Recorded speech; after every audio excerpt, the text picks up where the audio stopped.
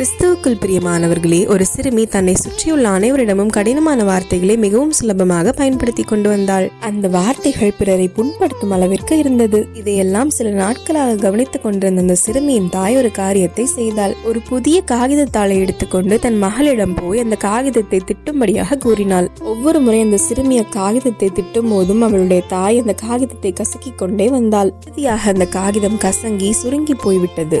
பிறகு அந்த தாய் தன் மகளிடம் அந்த காகிதத்திடம் தான் பேசிய கடினமான வார்த்தைகளுக்காக மன்னிப்பு கேட்கும்படியாக கூறினாள். அப்படியே மன்னிப்பும் கேட்டாள் அச்சிறுமி. ஒவ்வொரு முறை மன்னிப்பு கேட்கும் போதும் அந்த சுருங்கிய காகிதத்தை விரித்து கொண்டே வந்தாள் அந்த தாய். ஆனால் உண்மை என்னவோ அந்த சுருக்கங்கள் போகவே இல்லை.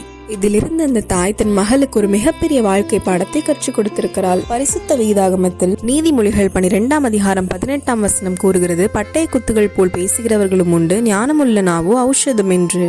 எனவே நம்முடைய நாவை ஞானமாய் பயன்படுத்துவோம்.